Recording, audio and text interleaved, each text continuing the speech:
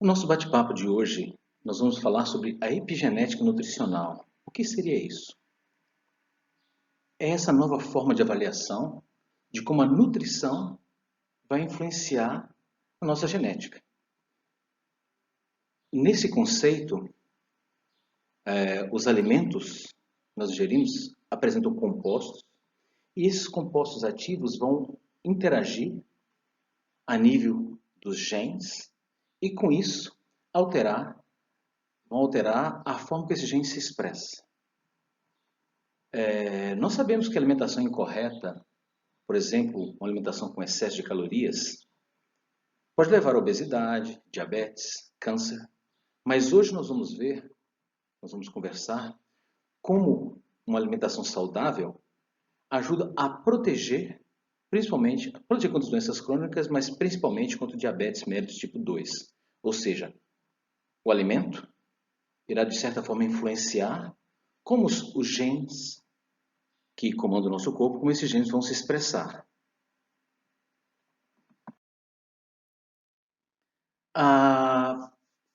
Então aqui nós temos a definição da epigenética, né?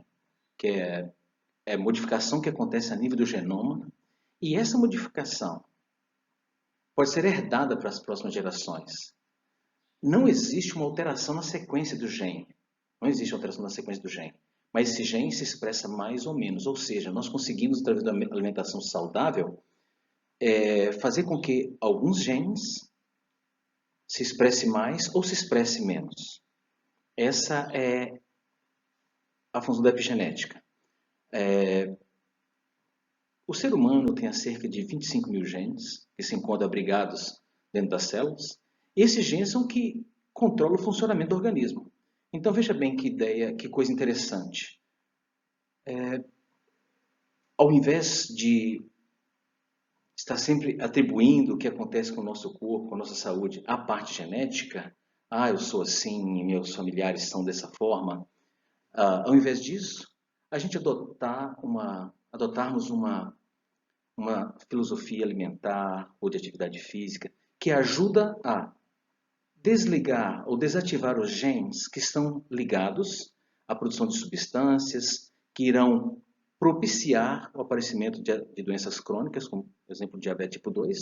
A gente, através dessa alimentação saudável, diminuir a ação desses genes e, por outro lado, aumentar a ação daqueles que nos protegem, que protegem o organismo, ajuda o organismo a produzir substâncias protetoras, né? São vários mecanismos que a epigenética atua, fazendo com que os genes sejam desativados ou ativados, certo? E um deles a gente vê aqui na figura, um deles analisando a alimentação, nesse momento, os compostos alimentares, eles vêm e fazem o gene ficar mais, olha só, mais aglomerado, mais invertido, difícil de ser lido, ou, às vezes, ele faz com que o gene fique mais aberto, facilitando a leitura. Esse é um dos mecanismos. Então, um composto alimentar, um fator, ou alguma coisa o que nós nos alimentamos, vai a nível do gene, lá no cromossoma, né, que nós estamos dizendo no cromossoma, e faz com que esse gene ele fique mais, vou dizer, dificulta a expressão dele ser lido, porque ele está mais enrolado, ele está mais, como nós podemos ver aqui na figura, esse gene é mais difícil de ser lido do que esse que está mais numa disposição de forma que facilita essa leitura. Essa é uma das formas como a alimentação pode fazer que um gene seja mais expresso ou menos expresso. O composto alimentar vai até esse local e faz com que esse gene fique mais enrolado, através de uma reação química mais de difícil leitura, ou ele fique mais fácil de ser lido. Essa é um estudo, a gente vê numa figura aqui exatamente para facilitar o entendimento, é que alguns compostos, veja bem, daqui da alimentação, vai a nível, onde vê essa marcadora aqui verde, né? vai a nível do DNA lá no gene e faz com que ele se expresse mais ou menos.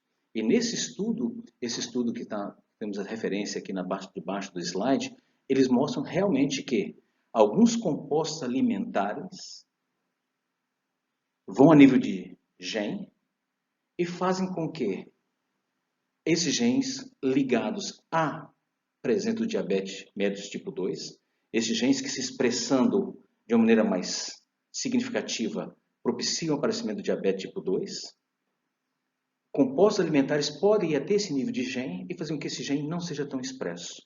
Ou seja, os genes relacionados ao diabetes tipo 2 podem ser menos expressivos. E com isso, a pessoa acaba tendo maior proteção. Então, essa é a importância da epigenética nutricional, onde a gente adquire informações de alimentação saudável, que vai ajudar a expressão de genes que poderiam levar a propiciar o aparecimento de uma doença crônica, no caso, o diabetes tipo 2. Então, a novidade, a mensagem aqui é que seu alimento saudável vai a nível genético, vai a nível do gene e pode ajudar ao que o gene que poderia, se expressando muito, levaria estaria ligado a uma doença crônica, esse gene pode ser desativado, pode diminuir a sua expressão.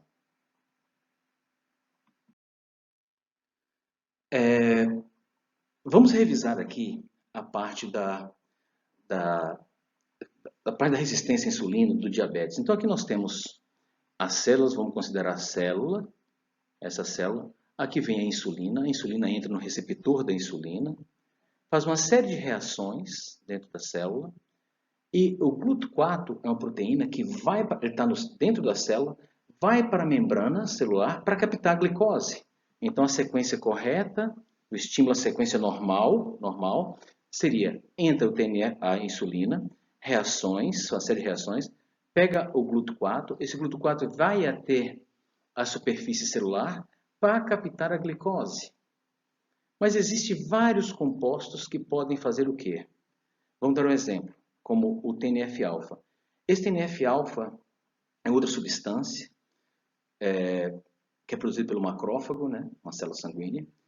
Quando esse TNF-alfa encosta na membrana celular ou se adere no receptor da membrana celular, ele atrapalha as reações dentro da célula e impede que esse receptor, que busca glicose no tecido muscular, no tecido adiposo, que ele vá para a superfície da célula. Ou seja, quanto mais TNF-alfa produzido ali, maior será a dificuldade da glicose entrar na célula. Porque a sequência seria a insulina, sequência de reação, as vesículas com essa proteína GLUT4 vai para a superfície e capta a glicose. Aí a glicose entra por ela. Mas quando tem muito esse fator de necrose tumoral, TNF-alfa, ele atrapalha as reações que empurram, que ajudam o receptor, a proteína que capta a glicose, ir para a membrana da célula e buscar a glicose para dentro da célula. Então, mais TNF-alfa, maior seria a resistência da insulina. Outra situação são o colesterol, os fatty acids, né? Que quando entram também muito dentro da célula, atrapalha, de certa forma, a formação desse GLUT4, atrapalha o GLUT4 ir para a membrana da célula e captar a glicose. A interleucina 6 é uma outra substância também que, quando aumenta na corrente sanguínea, ela pode também prejudicar essa proteína ir para a membrana da célula e captar a glicose. Então, resumindo esse slide seria, existem algumas substâncias que são produzidas por genes que, se aumentarem muito, essas substâncias atrapalham a captação da glicose e a glicose vai aumentar dentro da corrente sanguínea. A gente pode ver nessa figura que a glicose não está tendo como entrar para dentro da célula para ser usada como forma de energia, né, para formar energia. Então, nesse slide estamos vendo que a glicose está aumentando na corrente sanguínea. Deixa eu voltar. Vamos continuar nesse slide. Quando se aumenta o TNF-alfa, o colesterol, a interleucina 6, eles atrapalham que a glicose entre dentro da célula, formando um estado de resistência à insulina. A insulina está chegando na célula, mas a glicose não está conseguindo entrar devido a essas substâncias. E essas substâncias são expressadas pelos genes. Por exemplo, se eu pegar a interleucina 6, que é essa citoquina, a interleucina 6, essa interleucina 6 é produzida no cromossomo 7. Desculpa. Essa interleucina é produzida, deixa eu repetir aqui, a interleucina 6, ela é produzida por um gene que está no cromossomo 7. Então, se os alimentos conseguem diminuir o nível de interleucina 6, vai tirar um dos fatores que atrapalha a glicose entrar dentro da célula. Por isso esse estudo nós vamos ver agora, ele mostra exatamente como os alimentos têm a capacidade de diminuir a presença de substâncias que causariam uma dificuldade da glicose entrar dentro da célula, aumentando a glicose no sangue, né, a resistência à insulina. Alguns alimentos têm essa capacidade por alterar a expressão dos genes, ou seja, os alimentos que nós vamos falar agora, eles de certa forma vai a nível do gene e diminui a expressão dele. Então, você vai ter a ingestão desses alimentos, leva a menor expressão dessas substâncias, dessas citoquinas, das citocinas, que são inflamatórias. E com isso, a ingestão desses alimentos diminui a resistência à insulina. Esses alimentos, diminuindo, por exemplo, a interleucina 6, o fator de necrose tumoral, eles ajudam a glicose, a insulina a desempenhar seu papel. A insulina vai aderir à superfície da célula, vai fazer a cadeia de reações e a glicose entra. Ou seja, essa alimentação diminui com que a glicose aumente no sangue, por facilitar a ação da insulina. Nós temos aqui, nesse estudo, mostrando que o orégano, a camomila diminui a interleucina 6, o fator de necrose tumoral e outras substâncias, né? Chá verde, chocolate, o açafrão, o curry, soja, o gengibre. Esse estudo mostrou o quê? Grupo de pacientes foram dosados essas substâncias citoquinas inflamatórias antes do estudo, fizeram uma dieta com esses alimentos e após essa dieta, essas citoquinas inflamatórias, repetindo, que diminuía a ação da insulina, que aumentava a glicose no sangue, essas substâncias diminuíam.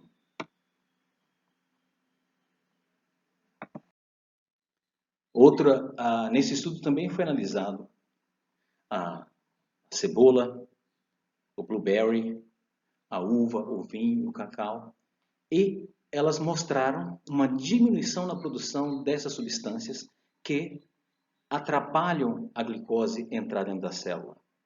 Dessa forma, esse estudo conclui que a ingestão desses alimentos que nós falamos agora, para o paciente que adota essa dieta, ele tem uma diminuição das citoquinas inflamatórias e diminui o risco de diabetes tipo 2.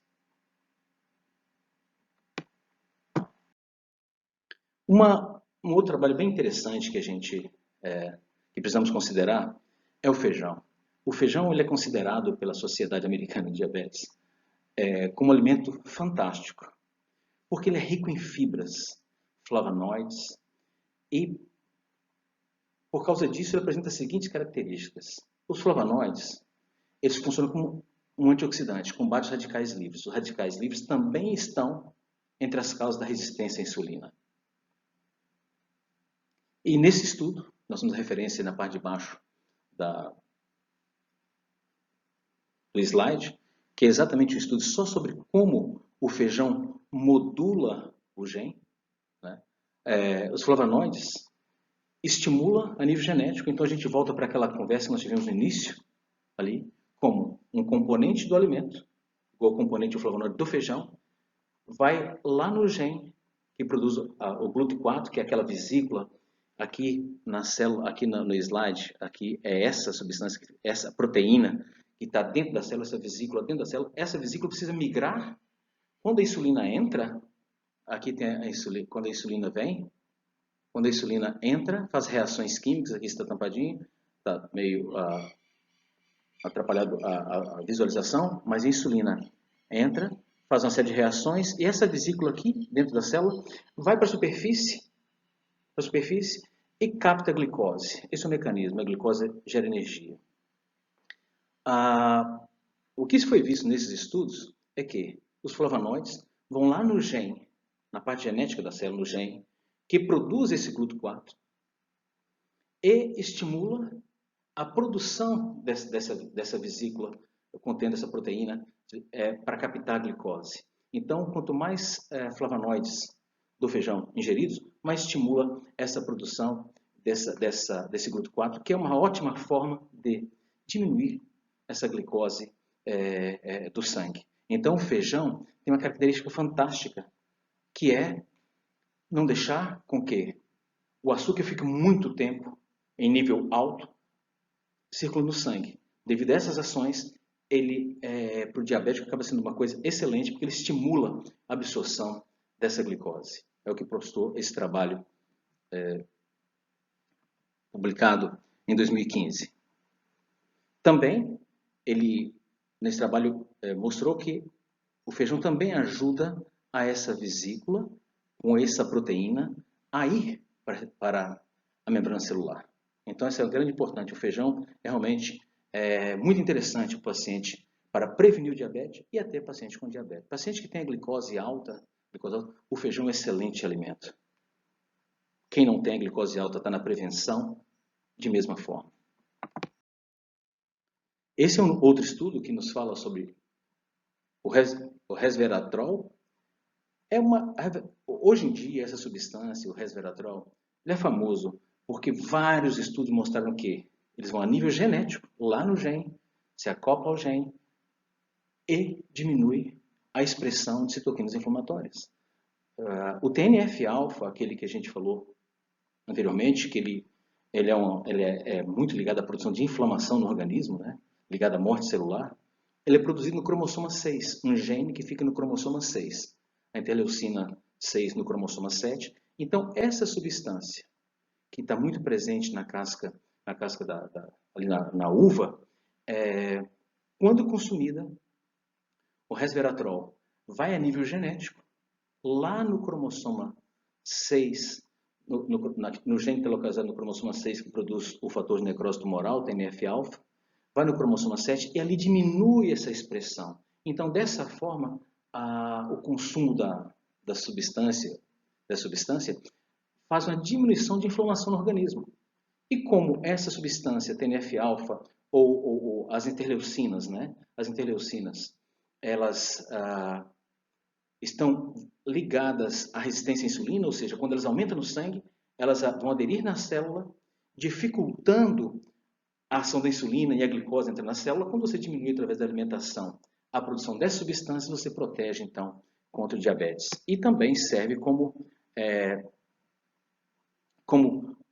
uma boa indicação nos pacientes também portadores de diabetes, que ajuda a diminuir essas interleucinas, o consumo do resveratrol. Ellen White, no livro A Ciência do Bom Viver, Ellen White viveu numa época bem anterior a essa nossa, ela fala o seguinte: parece que ela já conhecia essas funções desses alimentos, né? Desses alimentos. Apesar de ser a ciência uma coisa nova, Ellen White descreve o seguinte: cereais, frutas, nozes, verduras, constituem o regime dietético escolhido pelo nosso Criador. Esses alimentos preparados de maneira simples e natural, eles são saudáveis, eles são nutritivos, proporcionam força, resistência e vigor. Essa tipo de alimentação, segundo Ellen White, é o que o nosso Criador deixou. E quando se analisa a pesquisa hoje, a nível de pesquisa na parte da nutrição, nos mostra exatamente isso que Ellen White já comentava nos seus escritos, que esse tipo de alimentação, cereais, frutas e nozes, apresentam esses componentes que ajudam a diminuir a expressão dos genes que estão ligados à produção, ao aparecimento de doenças crônicas. Esses alimentos propiciam, estimulam os genes que estão ligados à promoção da saúde. Como comentário, eu gostaria de deixar deixar sobre, ainda nesse bate-papo, sobre o feijão, que realmente tem características fantásticas. Muitos estudos hoje provam que o feijão diminui o colesterol. O feijão também, ele diminui o risco das doenças cardiovasculares. E como o feijão ele é considerado, ele tem muita fibra, ele promove uma absorção mais lenta e, com isso, o controle da glicose no sangue. Alguns estudos de 2019 e 2018 provaram que a ingesta do feijão, de uma forma mais rotineira, ela diminui o risco de alguns tipos de câncer. E como eu disse anteriormente, a Associação Americana de Diabetes considera o feijão como superalimento. A ingestão de feijão na dieta, ele previne com que o açúcar no sangue aumente muito após a refeição. Então esse é um alimento fantástico, fantástico. E existe, quando nós falamos também hoje da epigenética nutricional, o termo que estuda hoje, que é a nutrigenômica, ela estuda como os compostos alimentares, como os compostos presentes no alimento, como eles atuam nos genes. Então, hoje é de grande interesse por parte das pessoas, né, hoje na era moderna, que se conheça mais dietas que possa evitar alterações no nosso organismo que levem a doenças crônicas. Então, hoje existe um grande interesse da ciência em promover, através do conhecimento de dietas específicas ali, uma melhor dieta para que evite doenças crônicas. E esse é uma grande situação, uma grande questão hoje. O que fazer? O que adotar em termos de dieta para que a gente previna as doenças crônicas? O Dr. Ornish, na Califórnia, ele fez um estudo, com 3 meses pegava pacientes que tinham, dosando essas citoquinas inflamatórias, o TNF-alfa, interleucina 6, essas substâncias que atrapalham a ação da insulina e, depois disso, por causa disso, aumenta a glicose no sangue. Esse Dr. Ornish, por 3 meses, fez uma dieta baseada em cereais, frutas, e as pessoas, depois do 3º mês, ele viu que ele dosava a expressão do gene. Ele viu que ele foi capaz de desligar um grande número de genes que estavam produzindo substâncias ligadas a doenças crônicas. E foi capaz de ativar genes, essa mesma dieta, enquanto desligou genes, suprimiu a ação dos genes, que produzia substâncias que causariam malefício ao organismo, produzia doenças crônicas, ele foi capaz de ativar genes que serviam como proteção, produziam proteínas que iriam proteger o organismo.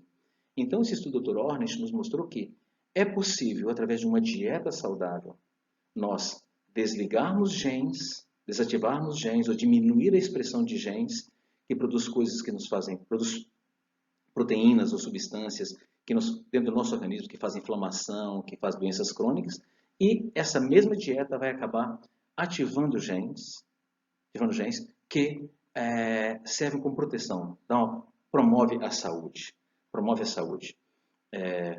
E nós temos também que ver, como nós vimos no slide anterior, essa substância que o resveratrol, ele é presente em vários compostos, vários alimentos, como uvas, o suco de uva, a pasta de uva, morango, amendoim, várias são substâncias que têm essa substância, e ela vai lá no gene, que está ligado ao diabetes tipo 2, e dá uma diminuída na expressão dele.